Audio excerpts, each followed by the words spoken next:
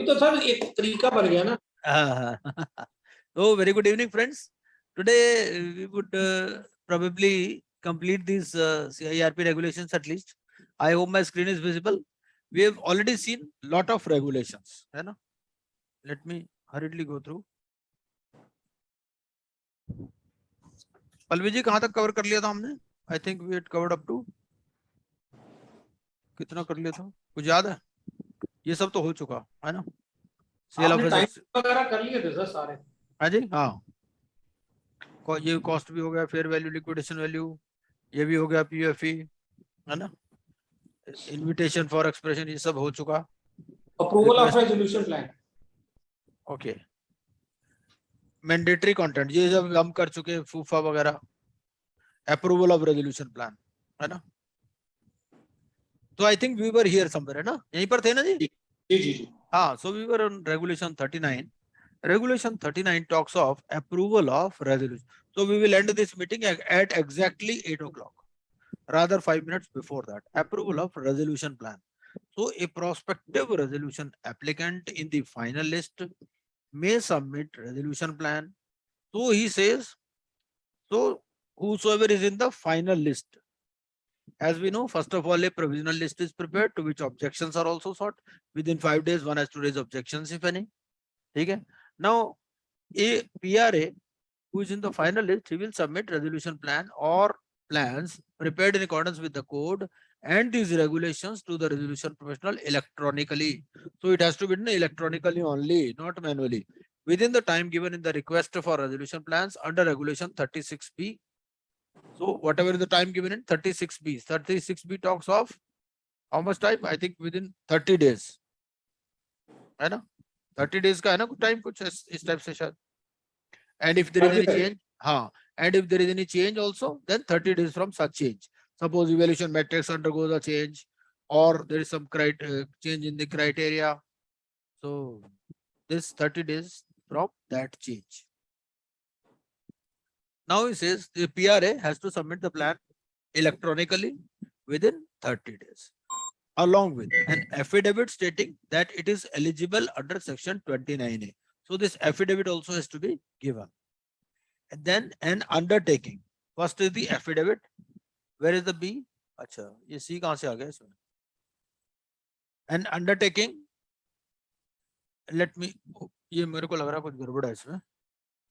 इसको मुझे देखते नहीं दीजिए. 39 है ना? Sometimes copy paste में क्या होता है, एक आध कोई लाइन छूट भी जाती है. तो 39. So 39 talks of the first point was regarding this 30 days period. An affidavit. So B has been omitted actually. So there is no B as such as on date. And C, B was omitted. It was earlier there, but then it was omitted with effect from 5th October 2018. And third is an undertaking by the prospective resolution applicant that every information and records provided in connection with or in the resolution plan is true and correct.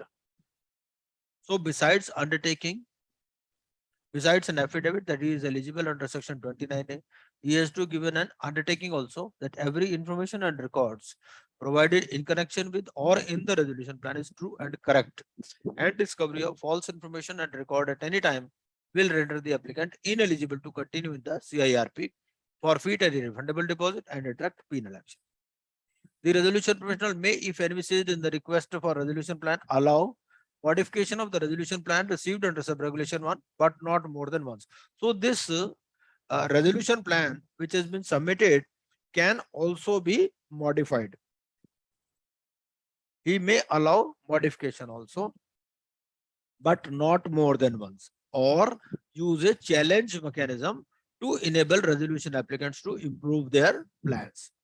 So a similar type of modus operandi has been given in case of pre-pack also, where Swiss challenge method is there. So it can use a challenge mechanism to enable resolution applicants to improve their plans. Then The committee shall not consider any resolution plan received after the time as specified by the committee under regulation 36B or received from a person who does not appear in the final list of prospective resolution applicants or does not comply with the provisions of subsection 2 of section 30 and subregulation 1. So these are the conditions for resolution plan. So it can be revised also, but if it can be modified also, but not more than once. And the RP may use a challenge mechanism also to enable resolution applicants to improve their plans. So to confuse the students, they may ask that under which process a challenge mechanism may be used to enable resolution applicants to improve their plans. And the options could be CIRP, pre-pack, liquidation, and all of the above. So regarding CIRP and pre-pack, we are clear. In liquidation, we have to see. But in liquidation, there is no such plan. Right? The resolution professional shall submit to the committee all resolution plan which comply with the requirements of the code and regulations made thereunder, along with the details of the following transactions, if any, observed, found, or determined by him. Okay? ये observed, found, or determined वही 75, 115, 135. ठीक है? So along with the resolution plan, he will give the details of PUFE transactions. ठीक है? Although order has not yet been received, still he will give details of the PUFE transactions here along with the resolution plan. Preferential, undervalued, extortionate, and fraudulent transactions and the orders, if any. So it means there could be a situation where order has not yet been received, if any, of the adjudicating authority in respect of such transactions. And the committee and all these resolution plans have to be submitted to the committee. Committee here means committee of creditors. The committee shall evaluate the resolution plans as per evaluation matrix, record its deliberations on the feasibility and viability of each resolution plan, and vote on all such resolution plans simultaneously. So voting also has to be done simultaneously. Sir, Where- 1 minute. Yes, Sir, yes, yes, This yes, please. evaluation matrix, can you discuss, sir? Evaluation matrix. Yes, regarding evaluation matrix, I have already told also. Evaluation matrix is decided by the COC. It contains various parameters on which Yes, sir. all the plans are judged. There are certain quantitative criteria, quantitative characteristics, and there are certain qualitative characteristics. Quantitative Yes, that we criteria discussed, could sir. mean quantitative criteria could include, say, upfront payment. One of the resolution applicants may offer an upfront payment of 100 crores. Another could offer 200 crores. So a distinction has to be made. Marks have to be awarded. So this is regarding the criteria. Another quantitative criteria could be, one could be implement the plan in 2 years. Another resolution applicant may say, I will implement the plan in 3 years. So these could be some of the criteria. It could include upfront payment. It could include total implementation period. Qualitative criteria could be the experience the resolution applicant has in case of earlier. So these could be the different criteria which are devised by the COC depending upon the nature, size, complexity, and scale of operations of the business. So definitely COC will include these criteria. I have got a sample also of the evaluation matrix, which I will share in the group. And out of 100, marks are normally awarded in this evaluation matrix. I'll share the sample also. The committee shall evaluate the resolution plans received under subregulation 2 as per evaluation matrix. It will record its deliberations on the feasibility and viability of each resolution plan and vote on all such resolution plans simultaneously. So where only one resolution plan is put to vote, it shall be considered approved if it receives requisite vote. Requisite votes here means 66%. Where two or more resolution plans are put to vote simultaneously, the resolution plan which receives the highest votes but not less than the requisite votes shall be considered as approved. So this is the example given. Suppose two plans are there.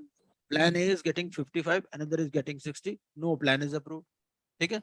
Because 66% is the minimum. In second, Both are getting more than 60, but one is getting 70, another 75. So plan B is approved. Suppose both get equal votes, then the committee shall approve either plan A or plan B as per the tiebreaker formula announced before voting.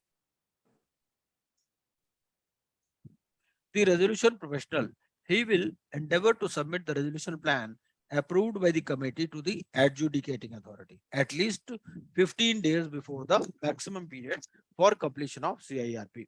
So if 180 days is a period, by 165th day, he will endeavor to submit the resolution plan approved by the committee to adjudicating authority along with a compliance certificate in Form H. This form, the format of Form H is given at the end of this regulations, and the evidence of receipt of performance security. Regarding performance security, we discussed yesterday also that performance security is usually obtained to ensure the implementation of the resolution plan, basically fulfillment of the promises the resolution applicant has made in his resolution plan. The resolution professional shall forthwith send a copy of the order of the adjudicating authority approving or rejecting. So the ultimate authority for approval or rejection is the adjudicating authority. So he will forthwith send a copy of the order of the adjudicating authority. It could be either way, whether approval or rejection, a resolution plan to the participants and the resolution applicant. Okay. So he will give a copy to the resolution applicant and to the participants. So participants here means the members of the committee and other people who participated. A provision in a resolution plan which would otherwise, क्यों सुनील जी यहाँ पर participant से हम क्या कहना चाह रहे हैं? पार्टिसिपेंट सारे सारे लोग सर, सारे लोग हाँ जो आरएस हैं, पीआरएस हैं, प्लस बोर्ड ऑफ डायरेक्टर्स हैं, हाँ सारे जो पार्टिसिपेंट अगर 10% से ऊपर के ओसी हैं तो वो जिनको भी मतलब इनविटेशन गया हुआ है उन सारों को देखो। और जो यहाँ रेजोल्यूशन एप्लीकेंट है वो हम क्या सक्सेसफुल रेजोल्यूशन एप्लीकेंट कहना चाह रहे हैं या सारे? नहीं सर, सारे सारे। पर वो रेजोल्यूशन एप्लीकेंट्स क्यों नहीं लिखा फिर उसने? एप्लीकेंट ऑब्लिक एप्लीकेंट से लिखता फिर वो। वो सर वो पिछली बार भी आपसे डिस्कस हुआ था, फिर फाइनली हमने यही निकाला था कि लॉ में कई बारी single to be read as plural and plural to be, हाँ जी हाँ जी, वो होता है तो उस वजह से उन्होंने नहीं लिखा। हाँ जी हाँ जी, क्योंकि वो तो सर कोई भी चैलेंज कर सकता है ना जी। हाँ हाँ, अगर उसको कॉपी मिलेगी तभी वो चैलेंज करेगा। हाँ जी हाँ जी, a provision in a resolution plan which would otherwise require the consent of the members or partners as the case may be. So sometimes what happens is constitutional documents like memorandum, articles or LLP agreement, they require that if there are any major changes, then they have to be approved, or without the consent of the members, it cannot be done. But suppose it has been approved, then no such, it will be deemed that the consent has been obtained. Acha. No proceeding shall be initiated against the IRP or RP as the case may be for any actions of the corporate debtor prior to the insolvency commencement date, because his duties commence on the insolvency commencement date also, and he cannot be proceeded with for any action of the corporate debtor prior to the insolvency commencement date. A person in charge of the management or control of the business and operations of the corporate debtor after a resolution plan is approved by the adjudicating authority may, but here there is a question that no proceeding shall be initiated against the IRP or RP as the case may be for any actions of the corporate debtor prior to the insolvency commencement date. Suppose he has been associated in some capacity prior to the insolvency commencement date, then whether proceedings can be initiated. But here the word is IRP or RP. So in his capacity as IRP or RP only, he will not be held responsible for any actions prior to the insolvency commencement date. But if he has done something in some other capacity, say employee or consultant in past, then he definitely can be held accountable for that. A person in charge of the management or control of the business and operations of the corporate debtor after a resolution plan is approved by the adjudicating authority, he may make an application to the adjudicating authority for an order seeking the assistance of the local administration. Okay? So a person in because now this plan has to be approved. There may be a management problem. There could be labor trouble. So he says a person in charge of the management or control of the business and operations of the CD after a resolution plan is approved may make an application to the adjudicating authority for an order seeking the assistance of the local district administration in implementing the terms of a resolution plan. Suppose the resolution plan talks of some haircut. Say it talks of 40% haircut, or it talks of merger of two companies. There could be some problem, labor problem, union problem. So to circumvent any such situation, the help of local district administration could be taken by either management or someone who is in control of the business and operations of the city. And a creditor who is aggrieved by non-implementation of a resolution plan approved, he may apply to the adjudicating authority for directions. ठीक है, milord मुझे हलवा नहीं मिला, इसको suppose he doesn't get anything and he feels aggrieved by non-implementation. Suppose a resolution plan has been approved, but it has not been implemented. The resolution applicant promised certain things, but he did not fulfill his promise. Now a creditor who is aggrieved by non-implementation, he may apply to the adjudicating authority for directions. Then preservation of records. The IRP or RP, as the case may be, shall preserve a physical copy as well as electronic copy. Okay, 3 years and 8 years. Meeting liquidation cost.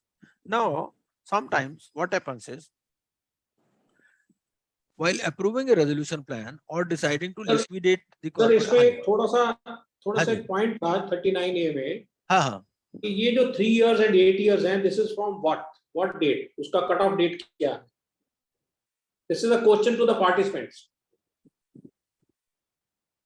क्योंकि 8 years कहाँ से लेगा या 3 years कहाँ से लेगा, कोई ना कोई कट ऑफ डेट मानी जाएगी. Anybody? बताओ जी. ये इंसॉल्वेंसी कमेंसमेंट डेट होना चाहिए. इंस्टॉलमेंट कमेंसमेंट डेट हो सकता है और एनी कोई डिस्प्यूट से प्रोसीडिंग पेंडिंग होगा, वो जब तक क्लियरेंस है उसके बाद से काउंट किया जाएगा. Yes, this will be from the date of completion of CIRP or completion of any proceeding relating to CIRP. Proceedings चलेगा, उसको डिसीजन होने के बाद 3 साल 8 साल माना जाए. हाँ जी, उसकी कोई ना कोई प्रोसीडिंग्स खत्म होने के बाद, राइट, बिल्कुल. whichever is later, मतलब Yes. CIRP खत्म हो Whichever गई later. या कोई उसके बाद में हाँ. प्रोसीडिंग को चल रही है उस प्रोसीडिंग के अंदर. सो दिस इज इंपॉर्टेंट क्योंकि कट ऑफ डेट Yes. के बारे में कई बार वो पूछ लेते हैं कि क्या Yes. Cut off. Yeah. बिल्कुल बिल्कुल ठीक है. Now regarding this meeting liquidation cost. So while approving a resolution plan or deciding to liquidate, the committee may make a best estimate of the amount required to meet liquidation cost. ठीक है, अगर भाई एक liquidation order pass हो जाए, अब मैंने क्या बताया था, मैंने बताया था देखो भाई पंडित जी वाला काम है, IRP RP लिक्विडेटर का, इसको तो पैसे देने ही देने हैं. मान लो इसको देने के लिए भी पैसे नहीं है तो दिक्कत है. ये पहले ही हिसाब किताब लगा लेंगे, भैया नया पंडित जी आने वाला है, हो सकता है इसका लिक्विडेशन हो जाए, ये कंपनी ये बंदा अस्पताल में पड़ा हुआ है, he is lying in hospital, है ना भाई, ही मे कम अलाइव और ही मे डाई आल्सो. दोनों इवेंट में हमें किसी पंडित जी को तो बुलाना ही पड़ेगा. अब पंडित जी को बुलाना पड़ेगा तो क्या है, they will make assessment of whatever cash is available with liquid assets. Okay, and what is the liquidation cost. So if there is a gap between the two, then financial institutions will make up the gap by deposit in an escrow account in proportion to the debt they are having. Suppose भाई इसमें क्या होगा, कुछ financial institutions होंगे, कुछ other than financial institutions होंगे. अगर if there are only financial institutions, suppose financial institutions have to take 400 crores, ठीक है, there are 4, उनका 100 crores है, उनको बोलेगा भाई 25% आप ले आओ. Liquid assets are 2 crores only, liquidation cost is 5 crores. So balance 3 crores has to be contributed by the financial institutions in the ratio of their debt. Now suppose there is no financial institution, then the COC will assume that even liquidation expenses cannot be met and they will push for an early liquidation. They will recommend an early dissolution. ठीक है, जब कुछ है ही नहीं तो इसको जल्दी खत्म करो. So while approving a resolution plan or deciding to liquidate, the committee may make a best estimate of the amount required to meet liquidation cost in consultation with the resolution professional in the event an order for liquidation is passed under section 33. They will make a best estimate of the value of liquid assets available to meet, and where it is less than the estimated liquidation cost, the committee shall approve a plan providing for contribution for meeting the difference between the two. Okay. Now, the resolution professional shall submit the plan approved under sub-regulation 3 to the adjudicating authority while filing the approval or decision of the committee under section 30 or 33 as the case may be. For the purpose of this regulation, liquidation cost shall have the same meaning as assigned to it in clause E of regulation of the liquidation process regulations. Then assessment of sale as a going concern. In brief, I have already explained what this regulation contains of liquidation. Then assessment of sale as a going concern. Now they are making this final assessment. Final situation is before the COC. Now they are deciding whether the resolution plan is to be approved or whether liquidation is to be recommended or what is the assessment of sale as a going concern. So while approving a resolution plan, so these are the final minute decisions. While approving a resolution plan under section 33 or deciding to liquidate, the committee may recommend that the liquidator may first explore sale of the corporate debtor as a going concern. ठीक है, वो बोलेंगे भैया ठीक है, इसको पहले try कर लेना, sale of corporate debtor as a going concern, because sale of corporate debtor as a going concern involves less trouble. Even employees may be retained if the company is sold as a going concern under clause E of regulation 32 of the Insolvency and Bankruptcy Board of India. Because in liquidation process regulations, we will see that if the company is intended to be sold as a going concern, then it does not operate. This liquidation order does not operate as a notice of discharge to the employees. ठीक है, तो employees के लिए भी फायदा है अगर if it is sold as a going concern. Where the committee recommends sale as a going concern, it shall identify and group the assets and liabilities which according to its commercial considerations ought to be sold as a going concern under clause E or clause F of liquidation process regulation. Now, either the whole business may be sold, either the CD as such may be sold as a going concern, or a group of assets or liabilities may be sold as a going concern. Suppose there are three divisions: research and development division, engineering division, and catalyst division. So catalyst division being a manufacturing division could be sold as a going concern. So it could be either a group of assets or liabilities, or it could be the entire concern which could be sold as a going concern. And this assessment will be made at the time of final while approving a resolution plan. हाँ सुन ली. The resolution professional shall submit the recommendations of the committee under please mute कर लीजिए पंकज जी अपने को. सुनील जी आप mute करते रहिए बीच बीच में. कर दे, ठीक है सर. हाँ, जिसकी भी आवाज आए ना उसको म्यूट कर दो भाई. जब आपने बोलना हो बोल दो. ठीक है, आई वी अंडरस्टैंड. देखो सब लोग फैमिली के साथ बैठे हुए हैं तो होता है कभी कभी बेध्यानी में भी हो जाता है, लेकिन दूसरे को डिस्टर्बेंस नहीं, मेरा भी ध्यान वहां चला जाता है. बात ही है. ठीक है. The resolution professional shall submit the recommendations of the committee under sub-regulation 1 and 2 to the adjudicating authority while filing the approval or decision of the committee under section 30 or 33 as the case may be. तो वो बता देगी कि भैया we want to sell it as a going concern or we want to identify and group the assets and liabilities which ought to be sold as a going concern. ठीक है, ये सब बातें भी किसको बता देंगे? एडजुडिकेटिंग अथॉरिटी को. जब ये फाइनल को दे रहे हैं तो सारी बातें उनको बता देंगे. भैया देखो ये सक्सेसफुल ये अप्रूव, हमने रेजोल्यूशन प्लान अप्रूव कर दिया, या फिर दूसरा रेजोल्यूशन प्लान तो नहीं, वी रिकमेंड लिक्विडेशन, और लिक्विडेशन में we want to sell it as a going concern, या we want to group the assets and liabilities and want to sell such assets and liabilities as a going concern. ठीक है, ये सारी बातें adjudicating authority को बता दी जाएगी जब उनके पास फाइनल अप्रूवल जाएगा. Fees of the liquidator.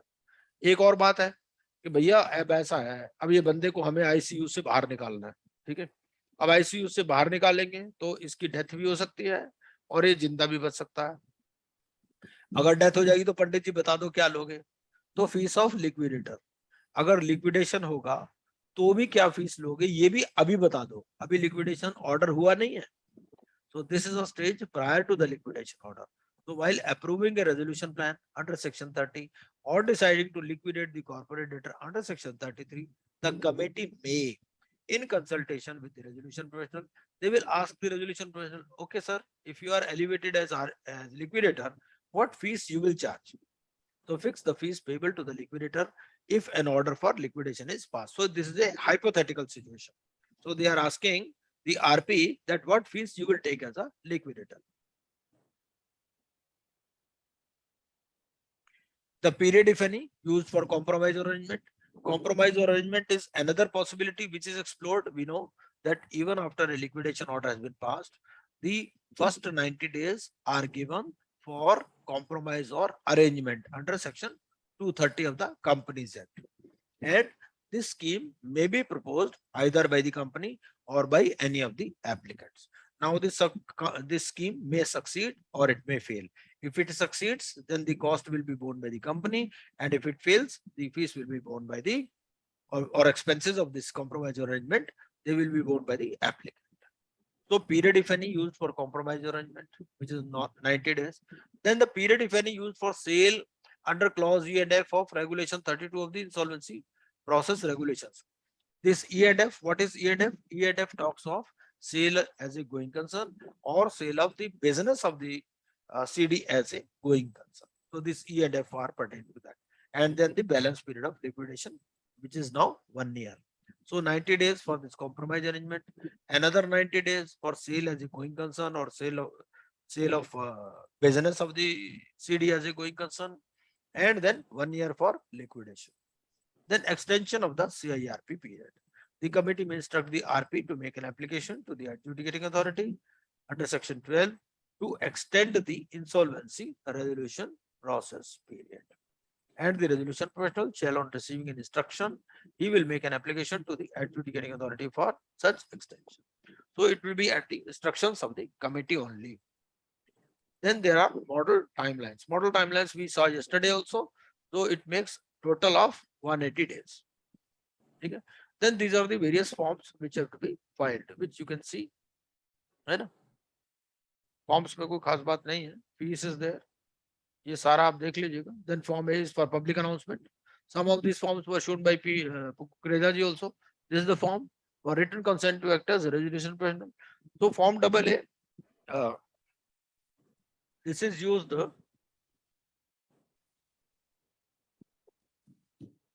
for the first time, I think, है ना? First time होता है जी AA कौन सा? हाँ जी, consent form है जी. नहीं वो तो है, और जो फॉर्म 2 है, फॉर्म 2 बाद में यूज होता है फॉर्म 2. वो IRP के लिए. IRP के लिए. हाँ, फॉर्म 2 पे जब IRP फर्स्ट टाइम कंसेंट देगा तो वो है फॉर्म 2. फॉर्म 2 और RP होगा ये. और बाद में कभी भी होगा RP अगर चेंज होगा, IRP टू RP भी AA जाएगा, है ना? और अगर RP से दूसरा RP होगा तो भी AA है. फर्स्ट टाइम ओनली जब IRP होगा तो फॉर्म 2 है, अदरवाइज AA है ना? सर ये एक थोड़ा सा पार्टिसिपेंट्स के लिए सवाल है जी यहाँ पे. हाँ जी कि फॉर्म 2 जो है वो किसको एड्रेस्ड है और फॉर्म A किसको एड्रेस्ड है? क्या डिफरेंस है या दोनों सेम ही उसको एड्रेस है? डिफरेंस है सर. गोकुल जी आप बताना, आपने डिस्कस किया हो. सॉरी. फॉर्म 2 COC क्रेडिटर्स को एड्रेस होता है और फॉर्म AA को एड्रेस है जी. फॉर्म 2 क्रेडिटर्स को एड्रेस होता है और फॉर्म AA एडजुडिकेटिंग अथॉरिटी को एड्रेस. पंकज जी उल्टा बोल रहे हैं आप. फॉर्म 2 जो है AA तो मैं दिखा रहा हूँ अथॉरिटी है. हाँ. और A जो है वो कमेटी ऑफ क्रेडिटर्स को है. AA तो लिखा हुआ ना सारा कमेटी ऑफ क्रेडिटर्स को, क्योंकि ऐसा है जब फॉर्म 2 होता है तो कमेटी तो बनी नहीं होती ना उस टाइम. तो क्या उसमें कमेटी नहीं होती? उस टाइम होती नहीं, जब होती नहीं तो उसको कहां से देते? तो AA को. और AA इसलिए कमेटी को होता है क्योंकि कमेटी ने एप्लीकेशन फॉरवर्ड करनी है अपॉइंटमेंट. तो ये सारे जो है पीरियड स्पेसिफाइड है, ये सब हम पहले ही देख चुके हैं, है ना? तो 180 वाला भी पूरा हो गया. तो इसका ये एंड हो गया CIRP रेगुलेशंस का. तो अब इसके बाद क्या करना है बताइए, आप बताइए क्या करना है. देखो CIRP के बाद आप चाहो तो हम प्रीपैक कर सकते हैं, चाहो तो हम लिक्विडेशन कर सकते हैं. लिक्विडेशन कर ले मेरे ख्याल ज्यादा बेटर है. और उससे पहले before we start that, let me ask you some questions on this CIRP regulation. Sir, evaluation matrix, suppose if you are giving two parameters X and Y, giving the weightage 70-30% like that, can you, sir, in the evaluation matrix, so two parameters X and Y. I've already told you, no, I'll share it in the group sample of evaluation matrix. So from there I think you are in the group. वो जो September वाला group है, you are there in the group ना? Yes, sir, I am in group, sir. तो बस ठीक है. आपका नाम iPad आ रहा है ना? iPad वाले नाम से तो कोई नहीं है वहाँ पर. Ah, yes.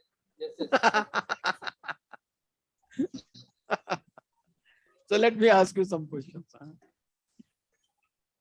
बेटर है सर आज क्वेश्चन आंसर कर लेंगे. हैं? हाँ. बेटर यही है आज क्वेश्चन आंसर कर लें. हाँ, क्वेश्चन आंसर करते हैं जी. ठीक है जी. तो सबसे पहले let me ask you something from this insolvency. अच्छा, insolvency resolution process. Let me ask from regulations itself. So these are the regulations.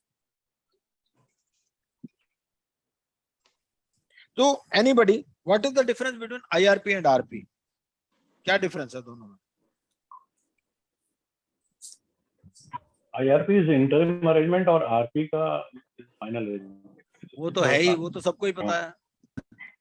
Sir IRP की अपॉइंटमेंट 30 डेज के लिए है और RP जो है जब तक कंप्लीट नहीं हो जाता प्रोसेस तब तक रहेगी. तो IRP मैक्सिमम कितने दिन तक रह सकता है?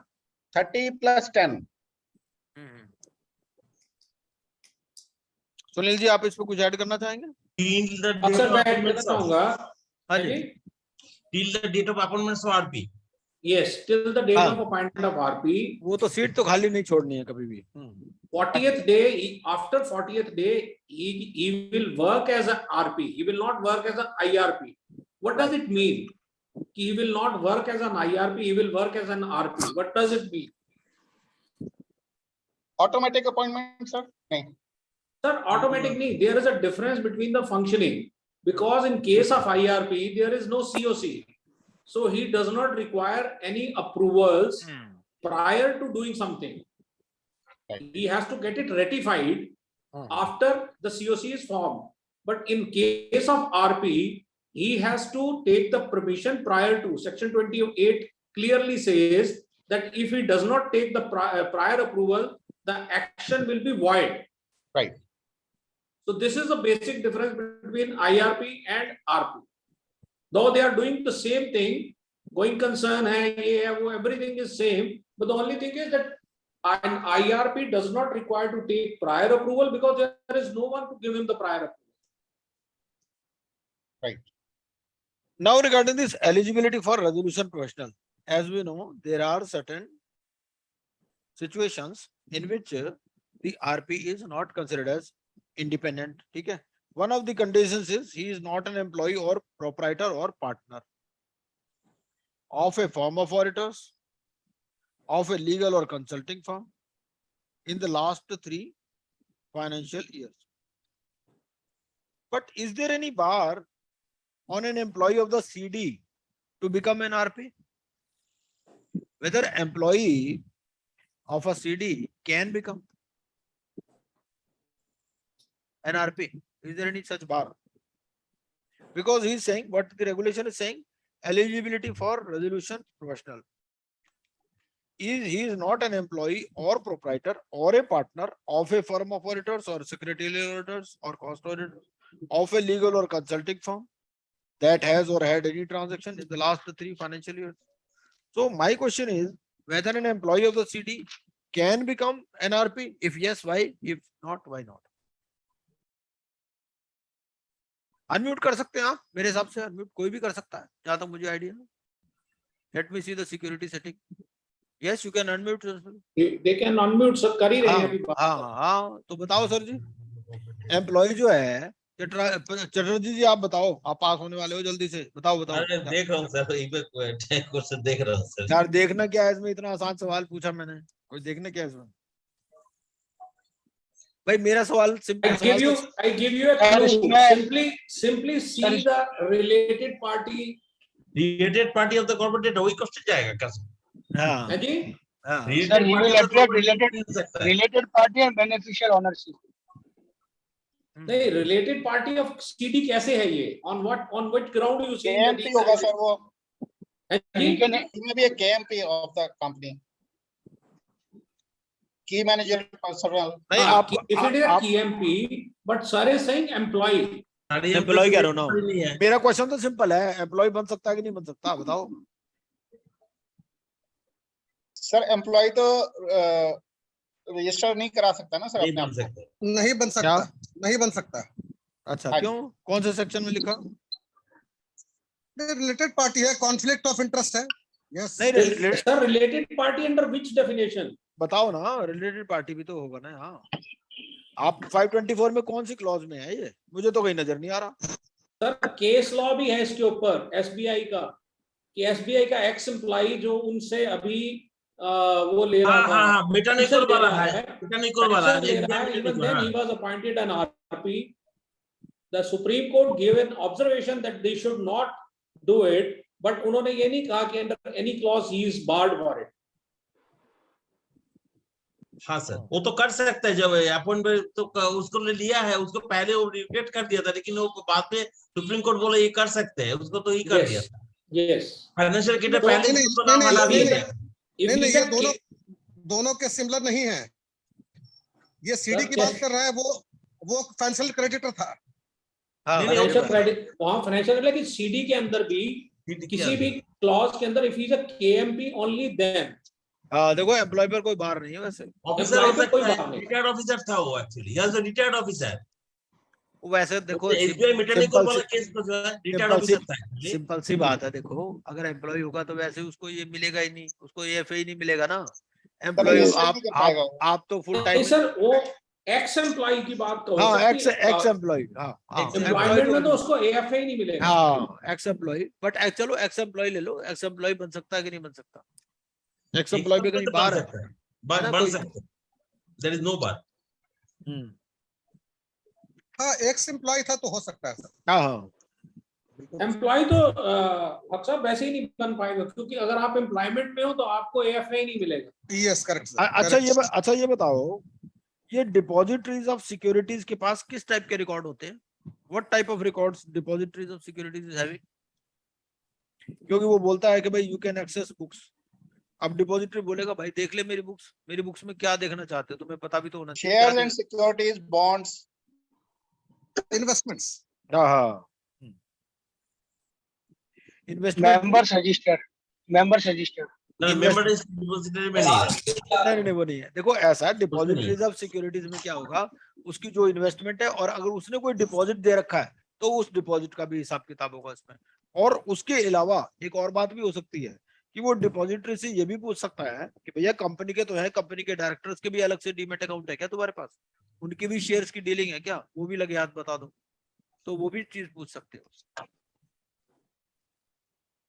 राइट। Excuse me sir. हाँ जी, सर रिलेटेड पार्टी में एक बार 24G वाला क्लॉज हम देख सकते हैं क्या? हाँ, देखो 524 में। हाँ जी सर, 24G। हाँ, 524G। हाँ, any LLP or partnership firm whose partners or employees in the ordinary course of business act on the advice, directions or instructions of a director। हाँ, तो क्या देखना है इसमें? सर इसमें एम्प्लॉइज लिखा हुआ है सर। ये है एनी एलएलपी, मैम ये एलएलपी की हाँ, बात तो कर रहा हूं। एलएलपी के केस में, मतलब एलएलपी के केस में तो ये रिलेटेड पार्टी में एम्प्लॉय आ जाएगा सर। नहीं, नहीं, सारे LLP एम्प्लॉय नहीं आएंगे। अगर उसकी एडवाइस या डायरेक्शंस पर काम करते हैं तो ही आएंगे, अदरवाइज लोग आएंगे।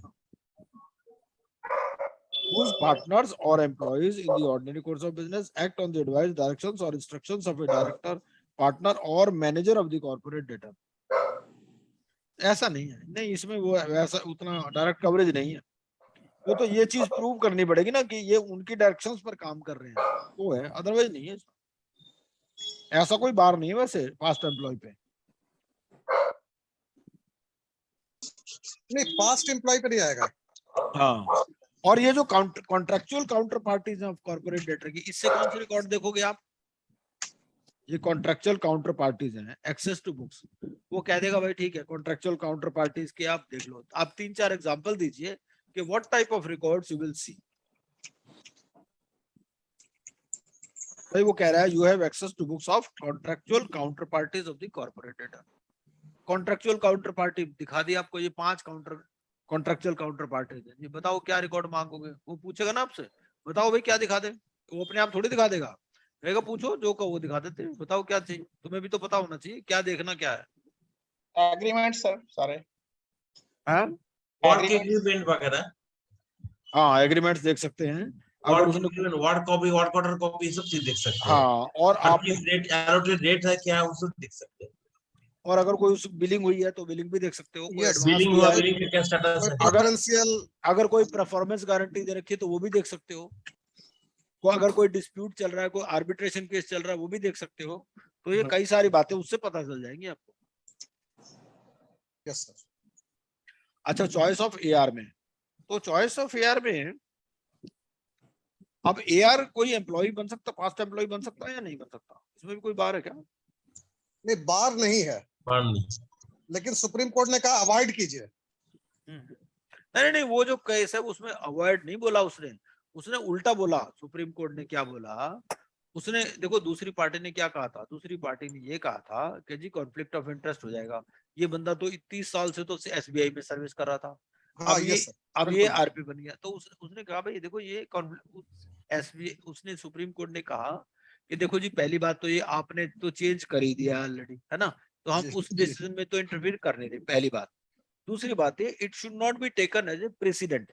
प्रेसिडेंट का मतलब ये है कि ऐसा नहीं होना चाहिए कि भाई ये जो है it does not reflect poorly on the part of the an ex employee, कि भाई एक्स एम्प्लॉय है तो जरूर कॉन्फ्लिक्ट ऑफ इंटरेस्ट होगा, ऐसा नहीं है। वो नहीं, कहते हैं बिल्कुल कि मतलब जो है हम उसकी इंटेग्रिटी पे तो डाउट नहीं कर सकते ना, वो पिछले रोल में था, वो Yes, पहले सही एम्प्लॉय बात। था, अभी वो आरपी बन गया, अब वो डिफरेंट रोल में है, तो ऐसा नहीं हम कह सकते कि वो उसको फेवर करेगा उस बैंकर को, नहीं, क्योंकि वो बिल्कुल उसका सही, एम्प्लॉय रह चुका है। यही ये- कहा, हाँ यही कहा। हाँ। अच्छा ये जो एआर वाली जो एआर का जो रिलेशन देखना है, किससे देखना है? कॉर्पोरेट डेटर के साथ और इसके साथ, आरपी के साथ। कॉर्पोरेट डेटर कहाँ लिखा है? आरपी के साथ देखना होगा ना। आरपी के साथ देखो, ऐसा बोल क्या चॉइस ऑफ एआर में क्या बोलता है, for representation of creditors in A class the IRP shall identify 3 insolvency professionals who are not his relatives or related parties. हाँ, कॉर्पोरेट डेटर, हाँ है तो देखना अब नहीं, अरे रिलेटेड पार्टीज तो लिखा है, अब रिलेटेड पार्टीज को क्या लिखा है, who are not his relatives और रिलेटिव, तो क्योंकि इंसॉल्वेंसी प्रोफेशनल तो कोई कंपनी तो हो नहीं सकती, इंसॉल्वेंसी प्रोफेशनल कोई कंपनी तो हो नहीं सकती ना, इंडिविजुअली होगा। हाँ, ठीक है, क्योंकि एंटिटी को तो सिर्फ रिकॉग्निशन है, रजिस्ट्रेशन तो है ही नहीं, है ना, तो वो रिलेटिव तो in relation to an individual हो जाएगा, जो रिलेटेड पार्टी है वो इन रिलेशन टू विच होगा, ये related party, related party to CD होएगा, प्लस सर दूसरा ये है ना इसका, अगर बी पढ़ेंगे आप, हाँ 2 का बी, सो हाँ। He has to be eligible to be RP under regulation 3, हाँ तो अपने आप ही कवर हो गया ना, सारी हाँ, चीजें बाहर हो गई उसकी। हाँ वो वहां पर चला गया। तो दोनों ही आ जाएगा ना सर, बिल्कुल लेकिन- बिल्कुल, वो सीडी दोनों से भी रिलेटेड, सीडी है ना, वो दोनों का रिलेटेड होगा। हाँ, लेकिन इसमें भी पास्ट एम्प्लॉय भी तो बाहर नहीं है। ये बात नहीं। पास्ट एम्प्लॉय का बार नहीं है, फ्रेंडशिप का बार नहीं है। हाँ और आपका भी इंसॉल्वेंसी पर से एंटिटी भी बार नहीं है, आईपी भी एक कर सकते हैं उनका, जिसमें वो खुद डायरेक्टर मैनेजर है, वो तो उसकी सर्विसेज के लिए है, सर्विसेज आईटी सर्विसेज अगर लेना चाहे तो ले सकता है। ले सकते। अच्छा मान लो सीडी का जो है नाम और एड्रेस चेंज हो गया, suppose there is a change in the name and address of CD, then to whom this fact has to be informed, और कितने पीरियड का? Suppose there is a change in name and address of CD, then how this change in name and address has to be notified and to whom and for what period? 1 साल तक। Registrar of companies को। पहली बात तो ये कि change कितने साल में हुआ, वो 1 साल बोलता है में तो सर है, 1 साल कहाँ है, पीरियड ऑफ 2 years, 2 years 2 है year sir, prior. 2 years, 2 years है पहली बात, 2 years है। हाँ, preceding the insolvency commencement date. So first thing you have to see is there is a change in the name or registered office. ठीक है, अब ऊपर देखो नेम एंड एड्रेस लिखा है, अंदर में लिखा नेम और रजिस्टर्ड ऑफिस एड्रेस, यहाँ पर और कर दिया, ऊपर ऐड कर दिया। तो नंबर थोड़ा बोलिए ना sir, number 4B, regulation 4B। 4 भी है ना। अब ये देख देख के क्वेश्चन बना रहा हूँ मैं, पहले से नहीं बना ठीक रखे है, बढ़िया question। है सर, बढ़िया है सर। पहले मैंने कुछ नहीं बना रखा, इसको हाँ, देख 2 के साल बना रहा हूँ। थोड़ा थोड़ा भूल गया था, 2 साल। नहीं नहीं, वो 2 साल को छोड़ो, उसके अलावा जो मैं बात बता रहा हूँ, ऊपर लिखा नेम एंड एड्रेस, नीचे लिख दिया नेम और रजिस्टर्ड ऑफिस एड्रेस।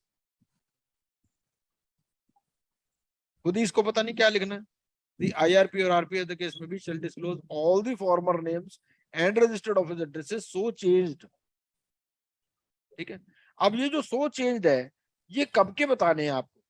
जब शुरू से जितनी बार भी चेंज हुए तब, या 2 साल के ही बताने हैं आपको? 2 साल पहले, 2 साल के सर। हाँ, 2 साल के ही बताने हैं। हाँ, ऐसा नहीं कि 15 साल पहले कुछ चेंज हुआ तो वो नहीं बताना है आपको। So change along with the current name and registered office address in every communication, record, proceeding or any other document। तो अब ये ठीक है। अच्छा, एक्सटॉर्शनेट क्रेडिट ट्रांजैक्शन, ये तो छोड़ो, इसको खास बात नहीं है। पब्लिक अनाउंसमेंट, पब्लिक अनाउंसमेंट तो हो ही गया immediately, not later than 3 days। अच्छा, मान लो 3 दिन में पब्लिक अनाउंसमेंट नहीं हुई तो क्या होगा? मान लो नहीं हुई, हो भी सकता है, जरूरी है 3 दिन में हो, मान लो नहीं हुई 3 दिन में, तो क्या होगा? क्या कॉन्सिक्वेंसेस होंगे? Can anybody tell?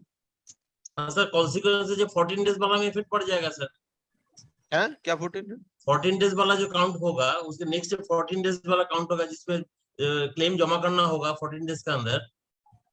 उसको बात छोड़ो ना, अभी तो यहीं पे बात करो। अभी तो ये बात करो, मेरा क्वेश्चन ये है कि भाई उसने नहीं करा 3 दिन में पब्लिक अनाउंसमेंट, होता है कई बार होता है, तो अगर नहीं होगा तो क्या कॉन्सिक्वेंसेस होंगे? CIRP 7 भरना पड़ेगा उसको सर। हाँ हाँ, CIRP 7 तो भरेगा, प्लस कोई फाइन और पेनल्टी भी है उसके ऊपर। Every month of delay 500 rupees। Ji, Every month of delay 500 rupees। वो कह देगा 500 लेते रहो मुझसे। वो तो सिर्फ फॉर्म के लिए है गोकुल जी, वो तो फॉर्म की डिले के लिए है, फॉर्म डिले के लिए है। 1 अक्टूबर को बात Talking अगर about कि करेगा, अगर वो लेट हो जाता है, कहेगा मैं तो 6 महीने बाद भरूंगा, ले लेना 3000 रुपए। ओके तो इसमें एक तो लिखा है sir, public announcement is not made by T+3 days। वो जो 3rd डेज लिखा है ना, हाँ, उसमें कंडीशन टाइमलाइन फॉर फाइलिंग इन, ये वाला थोड़ा सा चेंज कुछ लिखा है इसमें। नहीं, कुछ ये नहीं दिया जो कौन सा क्लेम होगा, क्या वो सब नहीं लिखा। अच्छा खुराना जी, आप बताइए इस बारे में।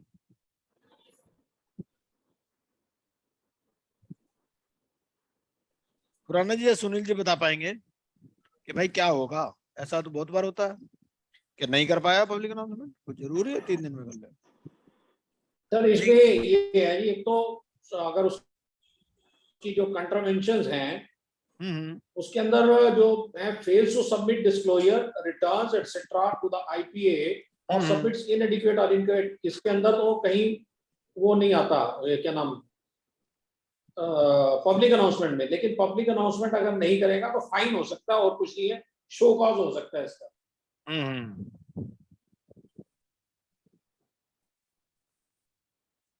This is as per the circular, जिसमें उसकी सारी ड्यूटीज वगैरह को डिफाइन किया हुआ है और उसमें फाइन को डिफाइन किया हुआ है। अच्छा, ऑपरेशनल क्रेडिटर्स में can there be a situation where operational creditor does not file the claim and still his claim is counted? What could be such scenario?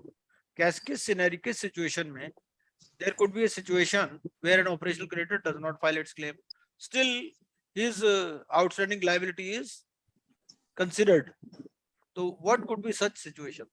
What could be such situations जिसमें workman का case में हो सकता है, employ का workman का case में हो सकता है। हाँ हाँ, वो सर वो लिक्विडेशन में है, अगर CIRP में उसका कोई मेंशन नहीं है, लेकिन अगर कोई क्लेम अगर अनसेटल्ड है या कोई ऐसा है, so that can come under the contingent claim, और that could be a part of IM कि इसकी books of accounts में बोल रहा है, but so and so has not claimed it for it. This will not be taken as a claim at that particular moment. नहीं, अगर CD खुद ही accept कर रहा है कि उसका क्लेम है हमारे बुक्स में, तो क्या हम लोग नहीं ले सकते? वर्कर तो मान लीजिए दे सकते नहीं आप, आपको जब तक क्लेम आएगा नहीं तब तक आप जो है वो उसको अप्रूव क्लेम में डाल नहीं सकते, क्योंकि क्लेम के अकॉर्डिंगली आपने वोट शेयर देना है। हाँ, दैट इज ट्रू। तो वोट नहीं, शेयर देखिए ऐसा है हम इसमें रेगुलेशन अगर 9 पढ़ते हैं तो रेगुलेशन 9 इसका आंसर देता है। वो क्या बोलता है? Existence of dues to workman और एम्प्लॉइज में be proved by them individually और कलेक्टिवली ऑन द, तो ये भी प्रूव की बात करता है कि भाई उन्होंने ही प्रूव करना है। Proof of employment, evidence of sir submission of proof of claim का जो है ना, उसमें सबसे पहला ही अगर अपन पढ़ते हैं रेगुलेशन का था, तो वो कह रहा है सब्जेक्ट टू सब रेगुलेशन वो creditor shall submit claim with proof. तो वो जब तक क्लेम डालेगा नहीं तब तक उसको क्लेम को एडमिट नहीं कर सकते। अभी ये लेटेस्ट जो जजमेंट आई है जीएसटी वाली, जो जीवैट वाली, उसमें उन्होंने पहली बार ये कहा है कि भाई अगर उसने नहीं भी डाला तब भी आपको क्लेम तो उसका रखना ही पड़ेगा। हाँ, गवर्नमेंट का स्टैट्यूटरी बॉडीज का।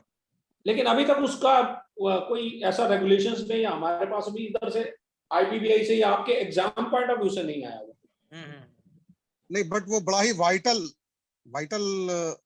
सर वो वाइटल तो आपकी बात ठीक है, फॉर प्रैक्टिस है ना, एग्जाम के लिए तो उसका कोई हाँ, एग्जाम के लिए नहीं है। तो उसमें मेरे हिसाब से कंफ्यूज होने का कोई रीजन आपके लोगों के पास है नहीं है।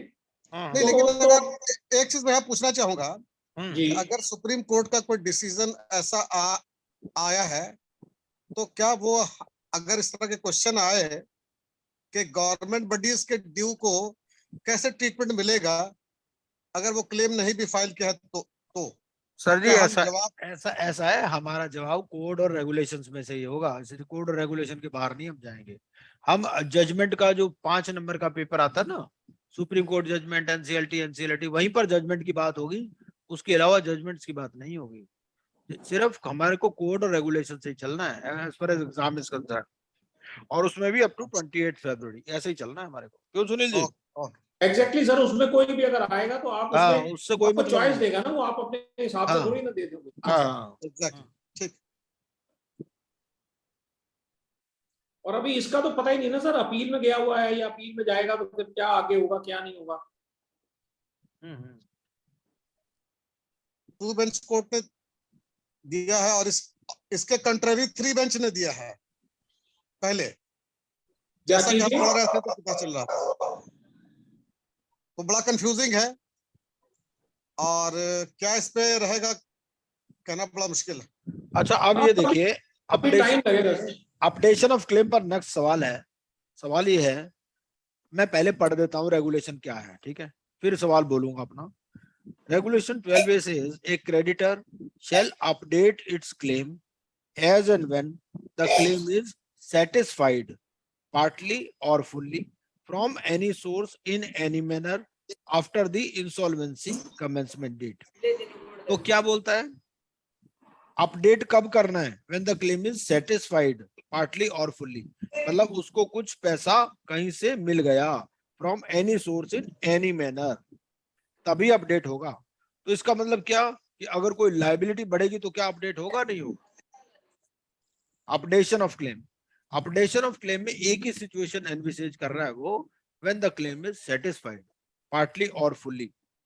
तो अपडेशन ऑफ क्लेम में, now my question is, in case of updation of claim, suppose there is an announcement in the amount of claim, so whether it will be covered under updation of claim or not? No sir, बढ़ेगा तो नहीं होगा। है क्या बढ़ेगा तो नहीं होगा सर, हाइड्राइड प्रॉब्लम नहीं लेंगे हम। बिल्कुल बढ़ेगा तो सर कैसे नहीं होगा? अपडेशन का मतलब क्या है? नहीं, अपडेशन मतलब नहीं, हम यहाँ पढ़ रहे हैं सुनील जी 12A, वो दूसरे में लिखा हुआ है, मैं सिर्फ 12A पढ़ रहा हूँ। 12A में क्या लिखता है? A creditor shall update its claim as and when the claim is satisfied. जब satisfied है partly और fully, from any source in any manner after the insolvency commencement date. तो जो अपडेशन है वो सिर्फ कम हो सकता है, बढ़ नहीं सकता। ये मेरे कहने का मतलब है। सर बढ़ भी सकता है, कम क्यों नहीं? बट अनसेटिस्फाइड का मतलब कहीं ना कहीं से कोई डॉक्यूमेंटेशन उसके पास आ गया क्लेम के अगेंस्ट। नहीं तो कम हुआ ना जी, सेटिस्फाइड का मतलब कम हुआ, सेटिस्फेक्शन का नहीं सर, ये क्लेम सेटिस्फाइड का मतलब है कि कोई उसके पास पहले कोई डॉक्यूमेंटेशन नहीं थी या कोई ऐसी चीज नहीं थी, पैसा मिलने की बात नहीं कर रहा है। नहीं बोल रहा जी, सेटिस्फाइड नहीं, पार्टली और fully from any source. Sunil sir, submission of claim 12 में हो रहा है, अपडेशन ऑफ क्लेम 12A में हो रहा है। हम अगर अभी अपडेशन की बात कर रहे हैं सिर्फ। अपडेशन 12A में हो रहा है, सबमिशन ऑफ क्लेम तो 12 में हो चुका है ना सर। नहीं तो आपने सबमिट किया क्लेम, बाद में आपको कहीं से कोई सोर्स मिला जहां से अभी पहले आपका क्लेम वेरीफाई किया उसने, और उसने कहा कि मैं ये नहीं दे रहा, बाद में आपको कोई चीज ऐसी मिल गई जो आपने प्रूफ दे दिया उसको। नहीं तो आपका अगर नया क्लेम हो गया तो वो सेक्शन 12 रेगुलेशन 12 में आ गया। नया नहीं है ना मैम, आपने मैं- क्लेम डाला था 100 रुपए का, वो कह रहा है मैं 70 तो एक्सेप्ट कर रहा हूँ, 30 नहीं एक्सेप्ट कर रहा क्योंकि आपके डॉक्यूमेंटेशन नहीं है, you do not have a proof for it. आपको कहीं से प्रूफ मिला तो उसके बाद आपने उसको जो है दोबारा रिक्वेस्ट डाला आरपी को कि भैया ये प्रूफ है, अब देख ले, ये बैलेंस 30 रुपीज दे मेरे। हाँ, ये भी स्थिति हो सकती है, बिल्कुल हो सकती है। बिल्कुल हो सकती है। वो तो अलग चीज है ना जी। टाइम फ्रेम होगा ना सर, नहीं सर, जो पूछ रहा है इसका टाइम फ्रेम रेजोल्यूशन प्लान है। सुनील जी, मेरा क्वेश्चन ही दूसरा है। मेरा क्वेश्चन है अपडेशन ऑफ क्लेम्स के ऊपर। अपडेशन ऑफ क्लेम में ओनली वन सिचुएशन इज एनविसेज्ड, जब क्लेम सेटिस्फाई हो जाए। और सेटिस्फाइड क्लेम कब सेटिस्फाई होता है? जब पेमेंट हो जाती है। भाई उसको किसी गारंटर से पेमेंट मिल गई, समझ रहे हो, पार्टली और fully from any source in any manner. तो और उसको पार्टी से पेमेंट नहीं मिली, उसको किसी गारंटर से पेमेंट मिल गई, कहीं और से पेमेंट मिल गई, तो वो क्या है उस केस में वो अपडेशन, मतलब अपडेशन ऑफ क्लेम जो है वो लोअर साइड पे ही हो सकता है, हायर साइड पे नहीं हो सकता। मेरे कहने नहीं का सर, मतलब लेकिन सुनील इतना है। साहब का भी जो कंटेंशन है वो तो 12 में आ गया ना जी, वो केस 12 में नहीं है, वो 12 में ही आ गया ना वो तो। नहीं सर, 12 में तो उसने सबमिट किया था। हाँ, क्लेम की जो डेफिनेशन है उसमें अनडिस्प्यूटेड डिस्प्यूटेड दोनों है। हाँ, सर मेरे हिसाब से 12th अब में कहीं से आपका- उसकी कहीं से जो डिस्प्यूटेड अनडिस्प्यूटेड वाली बात है, वो क्लेम डिस्प्यूट जो है सेटिस्फाई हो गया कहीं से। ना claim dispute, claim is satisfied. Claim का मतलब जो उसने पैसे लेने थे। भाई एक कहीं से आदमी भी- एक आदमी पेमेंट से भूखा है, एक आदमी भूखा है, उसको 4 रोटी चाहिए थी, ठीक है, उसने 4 रोटी मांगी थी, उसको 2 रोटी कोई और खिला गया, तो वो कहेगा भाई अब मेरी 2 रोटी लेनी है, मैंने 2 पहले मैं खा चुका। नहीं, ये तो करेक्ट है सर। हाँ, ये 12 में बात उससे आगे आती है हाँ, कि जैसा सुनील साहब कह रहे हैं, वो 12 में आ गया ना जी, वो 12 में आ गया। वो 12 में क्या बोलता है कि where the creditor is a financial creditor it shall be included in the committee from the date of admission. मतलब वो अगर सीओसी में इंक्लूड करना है तो उसको बाद में वो इंक्लूड कर लेगा और पुराना डिसीजन का इफेक्ट नहीं होगा। नहीं सर, नए के वो आप 90 डेज वाला जो है वो एक अलग चीज होगी। मैं ये कह रहा हूँ कि उसने 14 दिन में क्लेम दिया था, क्लेम उसने किया था, क्योंकि इसमें क्या दोनों चीजें देता है, क्लेम जो उसने किया और एडमिट कितना है, अमाउंट जो क्लेम उसने किया था और कितना इसने एडमिट किया। अब जो बैलेंस था उसके लिए इसको कोई प्रूफ मिल गया, कोई नहीं, चलिए मेरे हिसाब से ना इसको ग्रुप में डिस्कस कर लेंगे। 12A में मुझे ऐसा लगता है जहां पे लिखता है क्लेम इज सेटिस्फाइड, तो सेटिस्फाइड का मतलब यही है कि he has got payments from some other source. तो वो तो सही है सर। हाँ, तो ये वाला पॉइंट जो है ना, इस पॉइंट को मतलब 12A में नहीं हम कंसीडर कर सकते, वो 12A से पहले ही बात कर चुका उस बात की। ये है जी पॉइंट।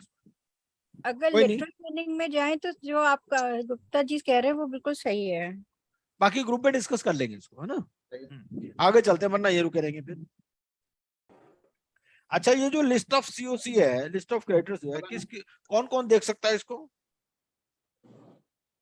कौन कौन देख सकता है मतलब नहीं समझे sir. List of creditors is available for inspection to whom? भाई RP IRP has prepared list. Now you want to see whether you can see कौन कौन who is authorized to see. तो आपको डिपॉजिट करना पड़ेगा एडजुडिंग अथॉरिटी के पास, उसके बाद फाइनेंशियल क्रेडिटर के बिफोर एडजुडिंग अथॉरिटी के डिसाइड कर आप दे नहीं सकते किसी को list of creditors.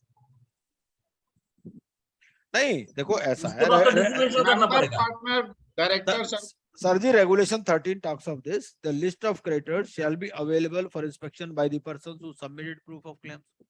So those submitted they can जो सबमिट किया उसको डिसमिट करना पड़ेगा, जो पार्टी किए जो even it is available for inspection by members, सभी कर सकते, directors and guarantors of the corporate debtor or their authorized representative also.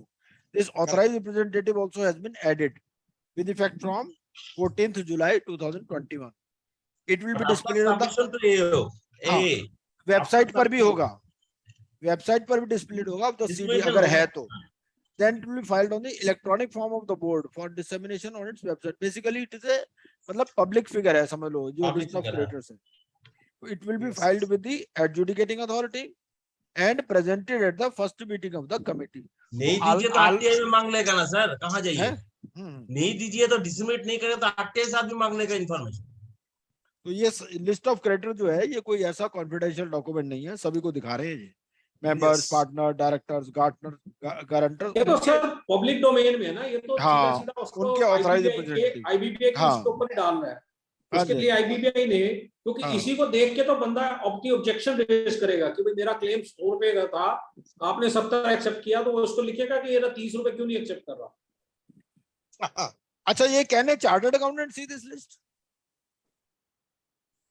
If he is a authorized representative, have to, yes. किसका ऑथराइज्ड रिप्रेजेंटेटिव होना चाहिए? Member का, partner का, director या guarantor का. वैसे नहीं देख सकता, नहीं तो सी है. एआर जो है अगर इनका होगा तभी देख पाएगा. हाँ जी.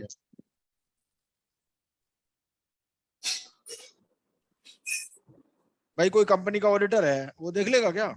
ये बताओ. नहीं देख पाएगा. नहीं. कंपनी का अगर कंपनी ऑथराइज करेगी तो देख पाएगा सर. कंपनी अगर ऑथराइज नहीं करेगा तो नहीं देख पाएगा वो. But sir, this is displayed on the website of the CD, so anybody can see, no? हाँ हाँ. बेसिकली सर ये पब्लिक डोमेन की चीज है, ये पब्लिक डोमेन में डाल दिया इन्होंने. भाई ऐसा, हाँ वो ऐसा है ना, वो क्या देखो अच्छा यहाँ पर और पढ़ो. देखो कोई जैसे जैसे पढ़ते हैं नई नई चीजें पता चलती. Available for inspection. Suppose he applies for inspection, he will not be granted right of inspection.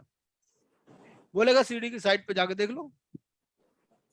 अगर सब इसमें लिस्ट ऑफ क्रेडिटर्स वाला जो है ना, इसमें अगर CA पढ़ेंगे ना, CA 2CA, उसमें लिखा हुआ filed on the electronic platform of the board for dissemination of its on its website, and this has to be done in 3 days of any of ठीक है.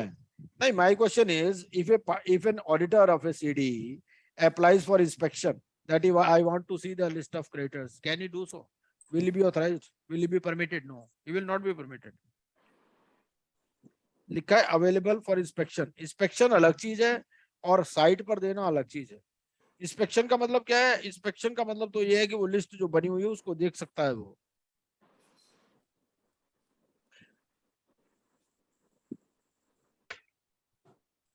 Determination of amount of claim. Acha, what is the scenario in which the claim cannot be precise? What can be the situation in which the claim is not precise? RP will do, sir. No. What could be the different scenarios in which the claim amount is not precise? He will definitely make the best estimate, but what could be the situations? Contingencies हो कोई है? Contingencies हो उसके against कोई. Contingency तो लिखी रखी है इसमें. Contingency is not precise due to any. तो क्या contingency हो सकती है? Work in progress is happening when the CIRP happens, sir. कोई litigation हो sir. Yes, and work is done, but it is not certified by a certified resident engineer. This could be the situation. Or some claim is under arbitration. This could also be the scenario. There is some litigation going on. The liability is there, but the amount is not certain. Basically, this precision is not there when liability is there, but the amount is not certain. Yes. तो amount को certify, amount को तो maintenance ये करेंगे ना RP. Best estimate तो RP करेगा. RP करेंगे. वो तो है, वो तो करेंगे आरपी.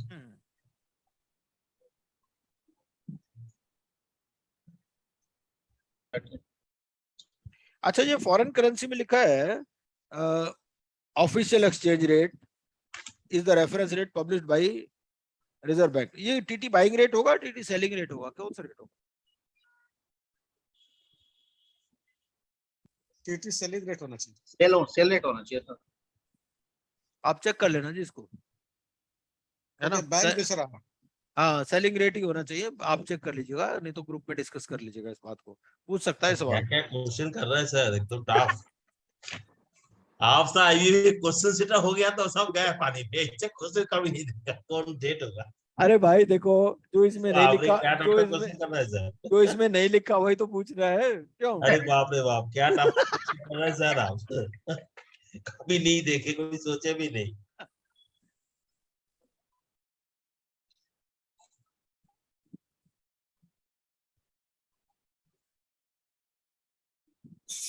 अच्छा क्या बोलता है? 18 लार्जेस्ट ऑपरेशनल क्रेडिटर्स। अब आप देखिए, ये वो बोलता है कि भाई ठीक है, नो फाइनेंशियल क्रेडिटर और all financial creditors are related parties, तो committee will consist of 18 largest operational creditors, ठीक है। अब 18 लार्जेस्ट में क्या है, 18 लार्जेस्ट में वो in terms of value list बनाएगा, ठीक है। अब सपोज वो लिस्ट बनाता है, सपोज 100 है उसमें ऑपरेशनल क्रेडिटर, सबका वैल्यू सेम है, तो वो कौन से 18 लेगा भाई? Suppose there are 100 operational creditor, आपके सामने सिचुएशन आ सकती है ना भाई, आप लार्जेस्ट कहाँ से देखोगे? बुक से देखोगे, ठीक है। सपोज भाई उसमें दिखता है कि सबका अमाउंट 1 लाख है, ठीक है, एंड देयर आर 100, वो बोलेगा 18 चुन लो। कैसे चुनोगे 18 उसमें से? व्हाट शिल बी द क्राइटेरिया? पुराना जमाना होगा, जो से ओल्ड होगा क्या सर? हाँ ओल्ड वाला का लेना चाहिए। हाँ, जो ओल्डेस्ट होगा वो लेंगे। और वही होगा। ओल्ड भी सारे एक ही डेट के, तो क्या करोगे? Or sir, based on the amount admitted, sir, maybe. नहीं, वो तो करने के बाद ही है ना।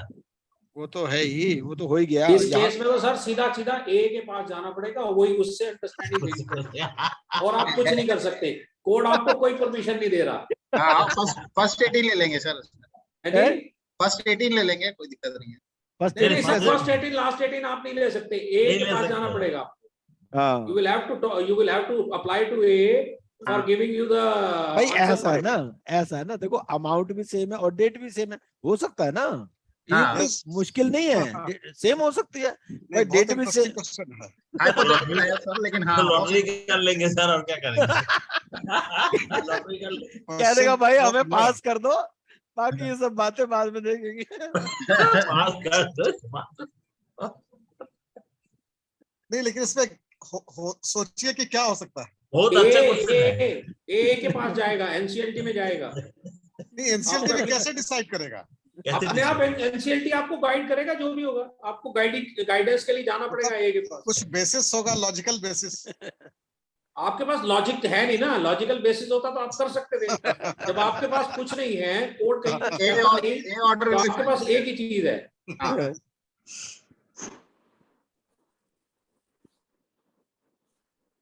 बड़ा इंटरेस्टिंग क्वेश्चन है। क्या क्वेश्चन है सर?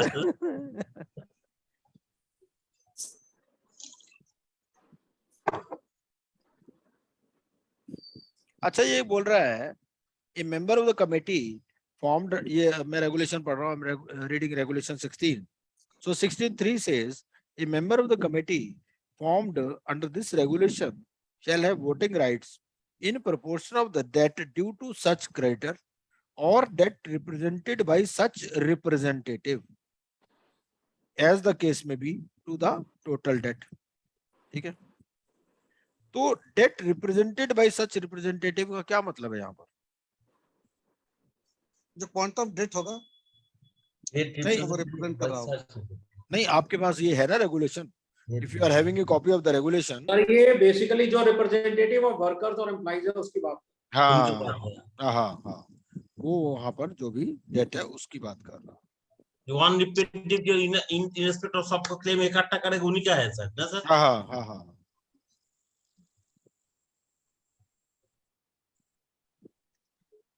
चलो जी एआर पे चलते हैं।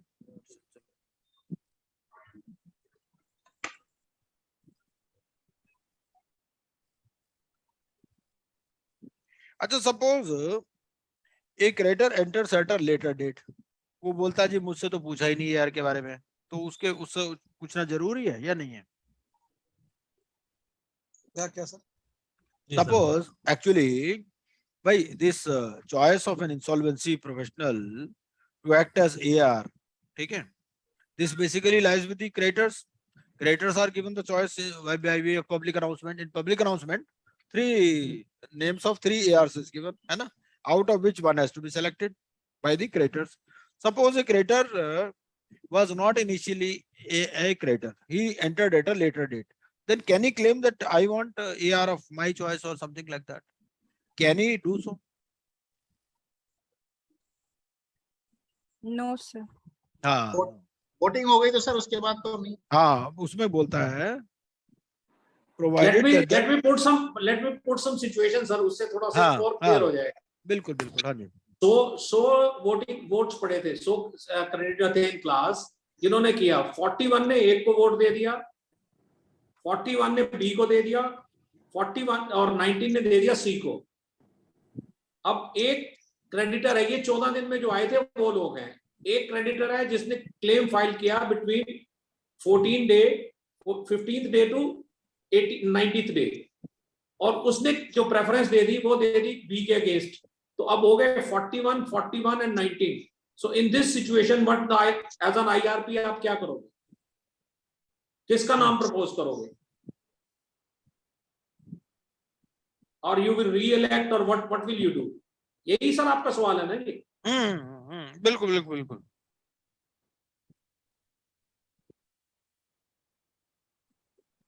गोकुल जी कल ये तो कल आपने डिस्कस किया था, फिर क्यों गोकुल जी? यस सर नहीं इसलिए मैं बोल नहीं रहा हूँ सर। अच्छा ठीक।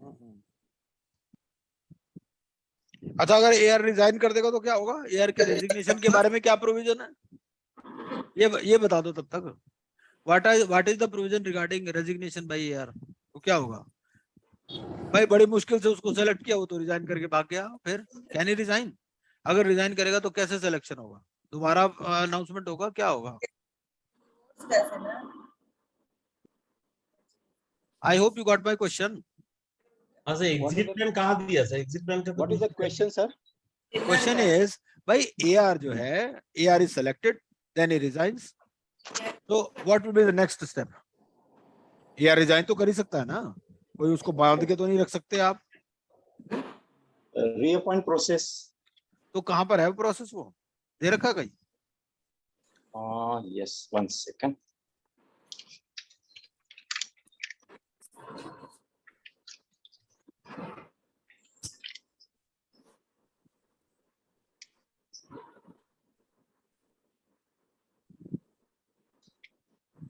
मेरे हिसाब से तो एआर रिजाइन नहीं कर सकता क्योंकि उसने कंसेंट फॉर्म दे रखा है। ये भी नहीं तो तो दे दिया ना। ऐसा है सर, रिजाइन तो कर ही सकता है ना जी। हाँ एक्सेप्शनल केस रिजाइन में का प्रोविजन नहीं है कंसेंट फॉर्म में। अगर आपने दिया हुआ है तो इवन आरपी भी नॉर्मल केसेस में या ऐसे किसी केस में रिजाइन नहीं कर सकता। नहीं अगर sir there are 3 names were disclosed initially, so he maybe we'll have to check the provision. Second name they will pick up. Gokul ji, there is no provision given for the resignation of reselection of the second person. कोई exit plan दिया नहीं है ना IB में? कोई exit plan नहीं है either for RP nor for IR। Not for कोई एग्जिट प्लान है ही नहीं इसका। नहीं है। but sir- देखो ऐसा है, डेथ या इलनेस में है, एक आदमी का डेथ हो गया तो क्या करोगे? उसको Correct, ऊपर से बुला हाँ के तो लाओगे? हमें ठीक है सर, ये तो करेक्ट बात बोले, प्रैक्टिकल बहुत बढ़िया बोल रहे हैं, लेकिन क्या है वो नहीं पता है। नहीं बिल्कुल इसमें provision देखो होगा। प्रोविजन है, देखो प्रोविजन Yeah. है। अगर डेथ या इलनेस हो जाए तो छोड़ेगा ही ना वो। मान लो मर इंडिविजुअल गया, में पड़ा है सर। मान लो मर गया तो क्या होगा? उसको बोले नहीं भाई तू ऊपर से आ, हमारा CIRP कंप्लीट करवा के जा। फिर तो सब नेक्स्ट वही दोबारा से री प्रोसेस होएगा। लेकिन नेक्स्ट सर, आदमी को ले लेगा सर। नेक्स्ट आदमी जो सेकंड प्रोविजन चैनल में वो कर सकते हैं नहीं? अच्छा और क्या सर रिमूव भी कर सकते हैं? ऐसा अगर होता तो उन्होंने लिखा होता। कहीं है ही नहीं लिखा। हम भी हाँ भी नहीं बोल पा रहे, ना भी नहीं बोल पा रहे। Question is like that. मान लो आ गया ऐसा कुछ, डेथ हो गया उसका। आ सकते हैं। उसकी ऑप्शन में फिर हमें देखना पड़ेगा सर कि देखना पड़ेगा वो ऑप्शन दे रहा है कि क्या दे रहा है, क्या क्या दे रहा है। अच्छा क्या सर AR को रिमूव भी कर सकते हैं किसी पर्पज से? क्यों नहीं कर सकते? वो तो है ही नेचुरली, वो तो कर ही सकते हो भाई। देखो यार अगर अपनी ड्यूटीज नहीं फुलफिल करेगा तो वो तो कर ही सकते हो आप उसको। Yes exactly. तो करेगा कौन करेगा? वो भी तो क्वेश्चन आ जाएगा, हु इज अथॉरिटी? भाई As you- अथॉरिटी देखो ऐसा होता है, ये जो सीधी बात है, जो अपॉइंटिंग अथॉरिटी होती है वही रिमूवल वही अथॉरिटी, ये होगा, अपॉइंटिंग अथॉरिटी एडजुडिकेटिंग अथॉरिटी है, तो वही रिमूवल करेगा। अथॉरिटी बिल्कुल यही करेगा जो भी करेगा। तो अभी और ध्यान से पढ़ने की जरूरत है आपको। रेजोल्यूशन प्रश्न ये क्वेश्चन आने से कोई नहीं होगा, जितना भी ध्यान दीजिए सर, वो नहीं होने वाला। कर मेरे सेल डेट ना फॉरेन एक्सचेंज के यही सब क्वेश्चन सॉरी करेगा। नहीं, it is a very valid question, they can ask, ऐसी बात नहीं है सर, ये तो Yeah, these are valid. ये बहुत प्रैक्टिकल क्वेश्चन, ऐसा सिचुएशन आ सकता है।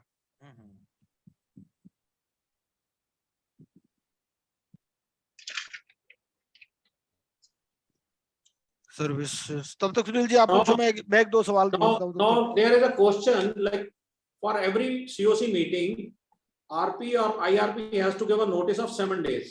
Sorry, 5 days. 5 days. Okay. Now COC can the COC increase this notice period? क्या फिर से पूछें? सर जो नोटिस है आपका, जो मीटिंग है COC की, वो 5 डेज का नोटिस देना है, ठीक है? सर वो इंक्रीज नहीं कर सकता, डिक्रीज कर सकता है। इंक्रीज क्यों नहीं कर सकता? नहीं कर सकता है, कर सकता है।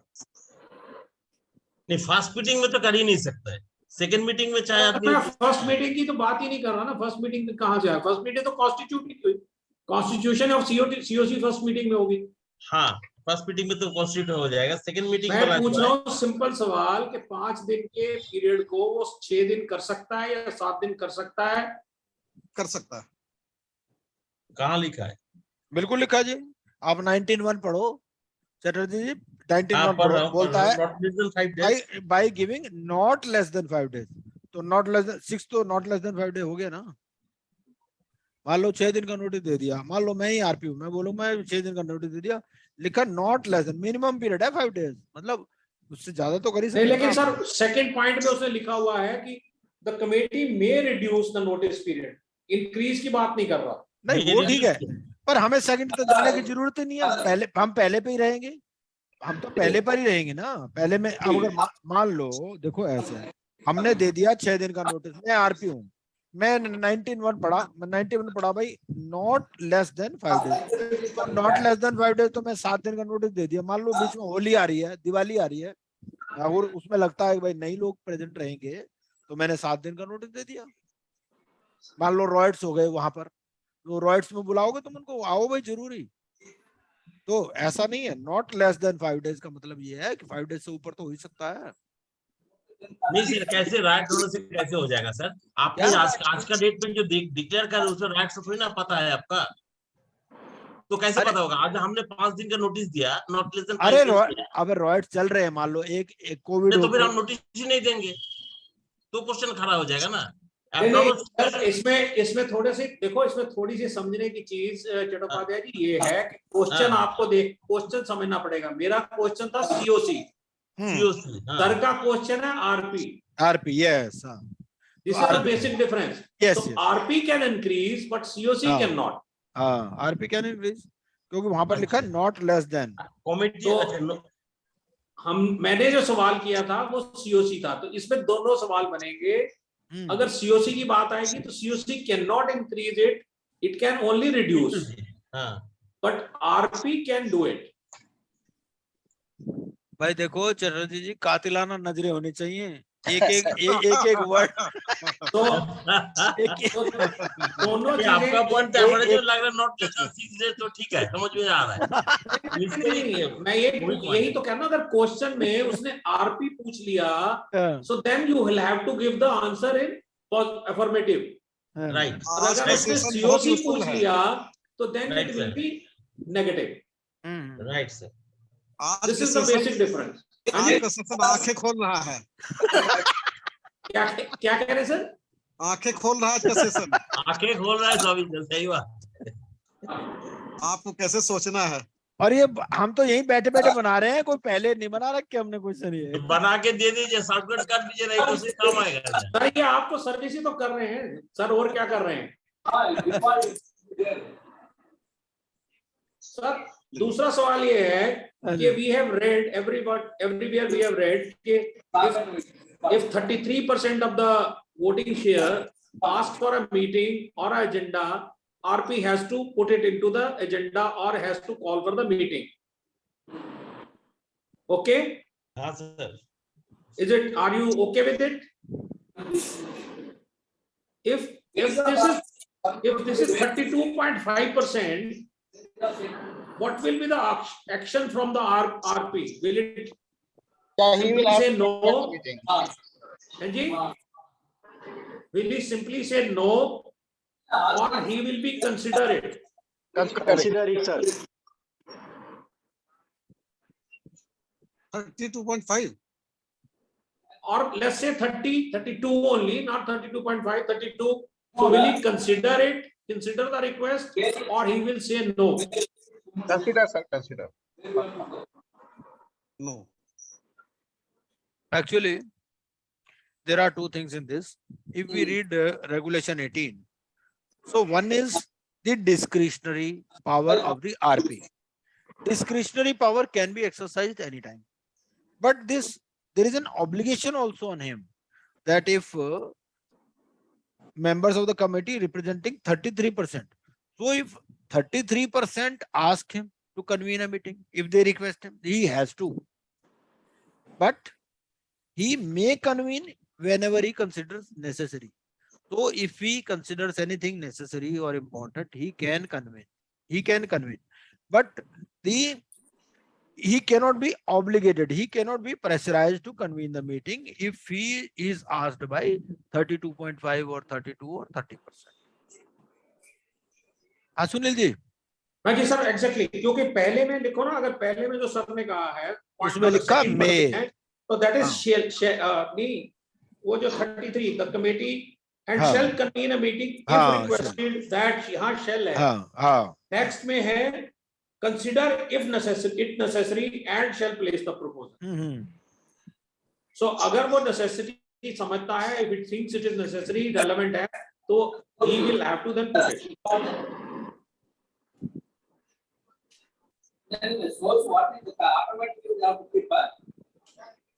ये क्वेश्चन बहुत बार ग्रुप में भी डिस्कस हुआ है। सपोज ये there is another question, if as we know there are members of the committee and there are participants, so these are two. Some may not be members of the committee, but they may still be participants. Now suppose a participant does not provide or he fails to update his email address and he does not get notice, so what is the recourse open to him? नहीं, वो तो bind नहीं कर सकता। हाँ, उसने अपना mail ID update नहीं किया है। हाँ, तो इसमें तो ये it shall not invalidate the decisions taken at such meeting. Yes. But if it is a member, then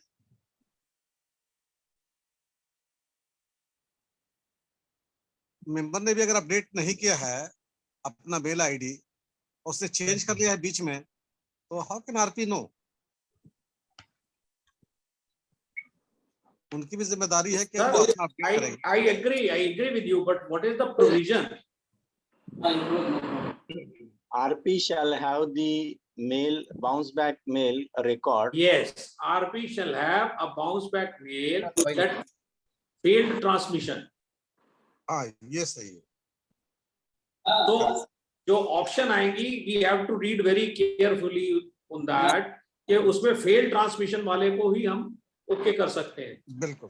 जैसे आज भी जो ग्रुप में सवाल था, तो उसके अंदर चारों जो ऑप्शंस थे वो बिल्कुल ऐसे लग रहे कि चारों ही ठीक हैं।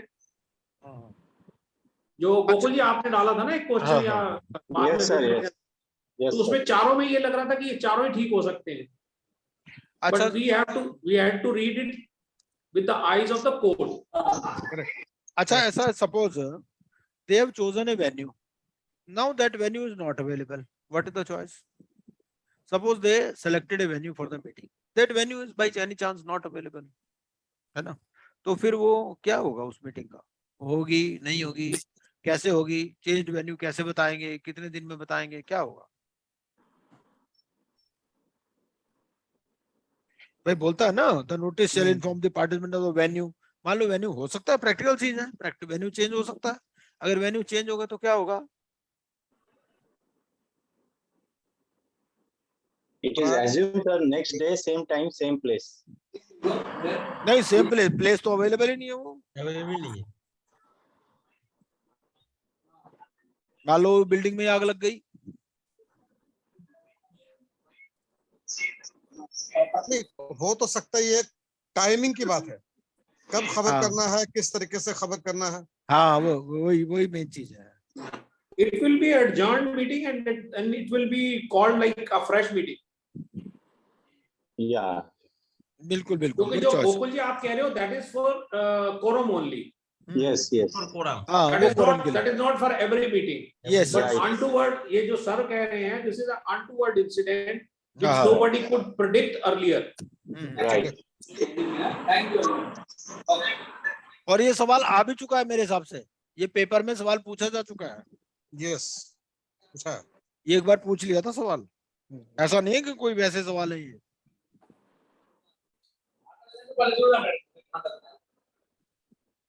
नहीं, इसका जवाब थोड़ा सा बताइए प्लीज, थोड़ा कंफ्यूजन हो रहा है। जवाब तो यही होगा इसका कि भाई दोबारा मीटिंग कन्वीन होगी, दोबारा वो उसमें वेन्यू वगैरह बताया जाएगा, दोबारा फिक्स करके, और क्या, वो मीटिंग कैंसिल हो जाएगी।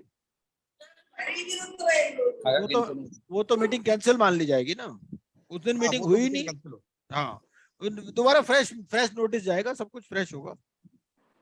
किसी भी वेन्यू के लिए है नहीं, हाँ, जो वो वेन्यू तो अवेलेबल ही नहीं है ना, मान लो बिल्डिंग है, सफिशिएंट टाइम देते हुए।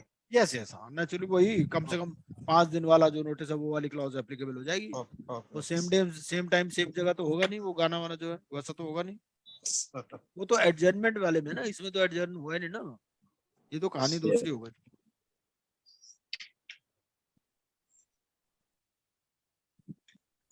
अब पार्टिसिपेंट आप लोग हमसे सवाल पूछो, कुछ आप भी तो पूछ सकते हो। सर एक सवाल मेरा और है कि अगर वोटिंग बाय इलेक्ट्रॉनिक मीन्स हो रही है तो window will be open for how much time in case of a normal voting and in case of a AR है? हाँ, दोनों के लिए अलग टाइम है। हाँ जी बताइए। नॉर्मल वोटिंग में तो वोटिंग के 4th स्विच बंद हो जाएगा, लिखा है वो 4th switch will be closed. नहीं, वो टाइम, उस टाइम तक तो खुला रखना ही पड़ता है उसको, है ना सर? हाँ, वो लिखा है बंद हो जाएगा। हाँ, वो 4th switch will be closed, बंद है, लिखा तो है। Sir, अगर my question, like let me put forward the question that AR kept the window open for 48 hours. Is it right or wrong? 24 hours है शायद। 24 hours. My question is, sir, it is right or wrong? Wrong. Wrong? नहीं, मुझे याद पड़ रहा है 24 hours है।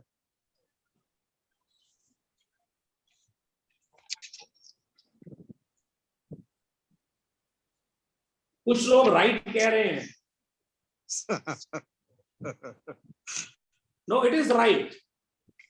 The reason is जो 24 hour है, that is at least 24 hours.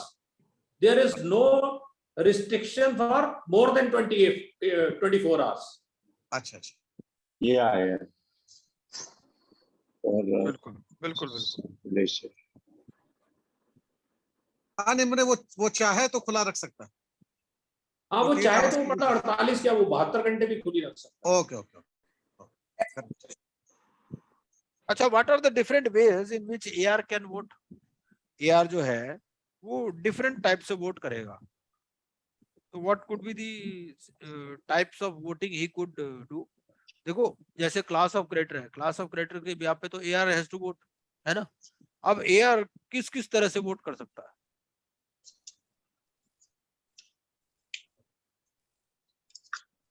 नहीं, उसको तो अपने जिनको रिप्रेजेंट कर रहा है उन्हीं के हिसाब से तो वोट करना है। नहीं, वो तो करना है, पर ऐसा है ना भाई 12 वे में अलग तरह से करेगा, बाकी में अलग तरह से करेगा, तो 3 और 3A वो जो रेफरेंस आ रहा है 25A का वो आ रहा है। जी हाँ, तो उसमें क्या है, ये जो AR होगा ना, AR जो है क्या बोलता है, AR के लिए वोटिंग के लिए अलग से लिखा है that AR shall cast his vote in respect of each financial creditor or on behalf of all financial creditor। या तो each के लिए करेगा, each के लिए करेगा किस सिचुएशन में, जब 12A वाला क्राइटेरिया, या on behalf of all financial creditors. तो हाँ, on behalf of yes, all yes. Financial creditor कब होगा, जब अदर देन 12A का क्राइटेरिया होगा। यस क्योंकि क्या है कि भाई 12A पर वोटिंग होनी है, अब वो 100 है, 100 में से 78 ने बोल दिया भैया फेवर में वोट करना, और 22 ने बोल दिया अगेंस्ट में वोट करना, तो वो 78 के लिए अलग से करेगा और 22 के लिए अलग से करेगा इन केस ऑफ 12A। ठीक है, लेकिन इन case of situations other than 12A वो जो है वो ये देखेगा कि मोर देन 50% क्या बोल रहे हैं, उस हिसाब से वो खुद एक ही वोट करेगा, आइदर इन फेवर और अगेंस्ट द रेजोल्यूशन। वोटिंग जो होता है वो रेजोल्यूशन वाइज ही होता है। तो ये इसका आंसर 25A में दिया हुआ है। हाँ, वो 51% वाला है ना सर। हाँ हाँ हाँ हाँ हाँ जी, हाँ जी, सॉरी 50%, मोर देन 50%।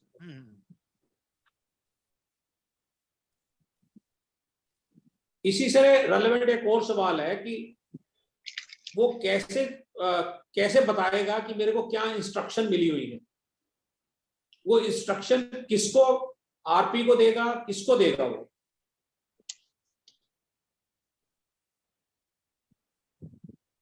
भाई वो इंस्ट्रक्शन तो उनके बीच में हुई है ना, जो भी कम्युनिकेशन हुई है वो उनके बीच में हुई है,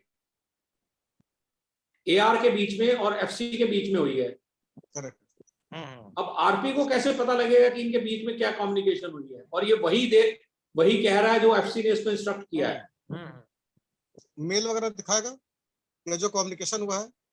किसको दिखाएगा? आरपी को दिखाना चाहिए। चाहिए नहीं सर, है क्या, आरपी को दिखाएगा या सीओसी को दिखाएगा?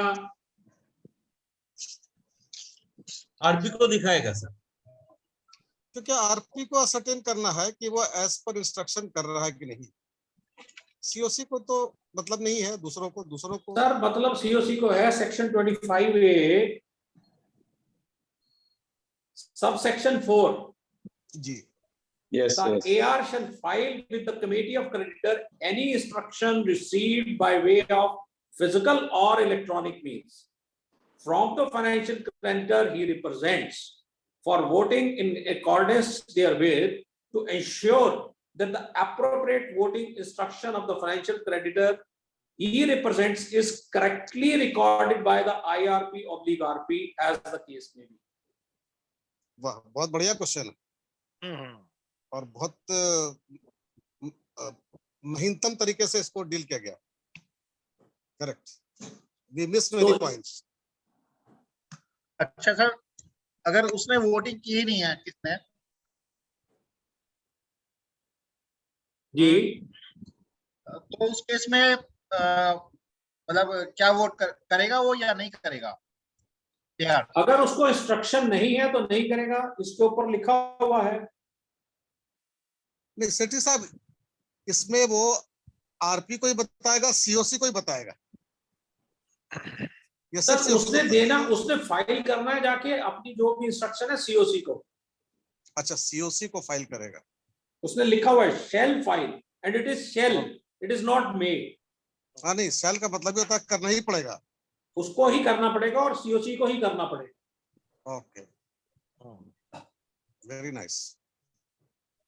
और जो अभी आपका सवाल था उसमें लिखा हुआ है provided further that if any financial creditor does not give prior instruction through physical or electronic means, the heir shall abstain from voting on behalf of such creditor. तो उसको abstain माना जाएगा, absent रहेगा। Right. Yes. So such FC will be considered as abstain. Sir कौन सा clause पढ़ रहे हैं? मैम ये 25A के अंदर है, क्लॉज 3 का आगे प्रोविजन है, प्रोवाइजो है, और पहले जो मैंने पढ़ा है वो 4 का पढ़ा है।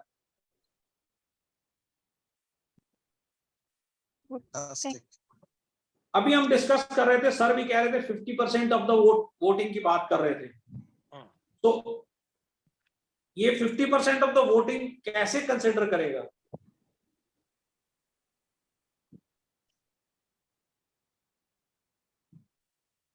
Will it be like voted वाले बंदों का करेगा, या it has to be 50% of the total vote share?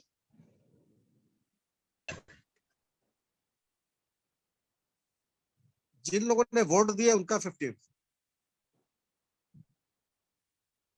और अगर मान लीजिए बाकियों ने नहीं दिया, सपोज उस क्लास ऑफ क्रेडिटर में कुछ लोग थे जो 100 थे, और उसमें से कुछ लोगों ने वोट दिया, से 80 ने दिया, 20 ने कुछ भी नहीं दिया, तो फिर क्या करेंगे उसका?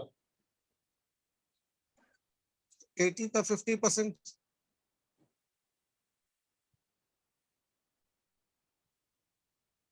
Anybody else? सेक्शन 3A पढ़ेगा कोई? थोड़ा कंफ्यूजन होता है। पढ़िए भाई। The AR under subsection 6A of section 21 shall cast his vote on behalf of all the financial creditors he represents in accordance with the decision taken by a vote of more than 50% of voting share of the financial creditors he represents who have cast their vote. क्या समझ में आएगी? Who have cast their votes. जिन्होंने नहीं vote डाला वो उनको consider नहीं किया जाएगा। Exactly. Yes. नहीं, वो तो क्लियर।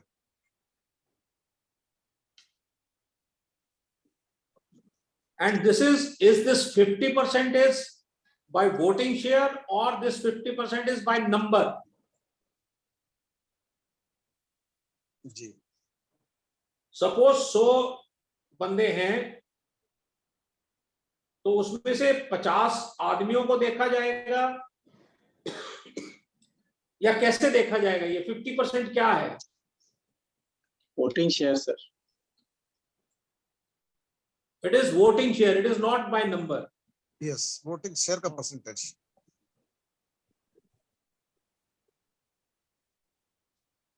सर, बट उसका परसेंटेज। तो बस सर आज की कथा यहीं समाप्त करते हैं। हाँ सर। है ना जी? बहुत बढ़िया रहा। वो दूसरा भी करना है, ऐसे ऐसे बढ़िया बढ़िया आपको और प्रोग्राम आते रहेंगे, मिलते रहेंगे। सर इसमें एक छोटा सा सवाल अभी इसके साथ और कर लेंगे? हाँ जी, हाँ जी, कर लीजिए सर। हाँ जी। सर ये जो ट्रांसफर ऑफ डेट है उसमें किसकी आइडेंटिटी लगेगी? वो तो खैर कल भी डिस्कस किया ही था। किया है जी फिर भी, लेकिन वही इसी को मैं देखना चाह रहा था, रिवाइज कर लें। ट्रांसफरी का जिसके फेवर में असाइन हुआ है। ट्रांसफरी और असाइनी, और इसकी इंटीमेशन आरपी किसको देगा? सीओसी को, ए को, ऑल द पार्टिसिपेंट्स? अच्छा, और किसको देगा और कितने दिन में देगा? कितने दिन में देगा ये भी बता दो। 30 days। सीओसी को भी देना है उसको, क्योंकि उसको तो मतलब है ही कि इनका राइट्स किसके पास गया। तो it will give to COC. कितने लोग हैं जो सीओसी के पास? COC director, suspended director and corporate director. He has to give to everyone. कितने रिलेटेड पार्टी है सब उसमें देना चाहिए सबको। और 2 दिन में देना है ये, 30 दिन में नहीं देना, विदिन 2 days ऑफ चेंज।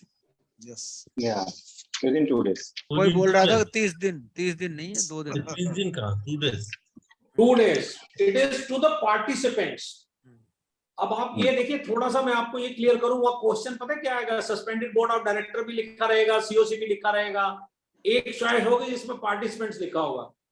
तो हम क्या चूज करते हुए हमें ध्यान यही रखना पड़ रहा है वहां। मेरे मतलब वहां पर जो लिखेंगे वो लिख देंगे COC plus suspended board of directors, ठीक है जी।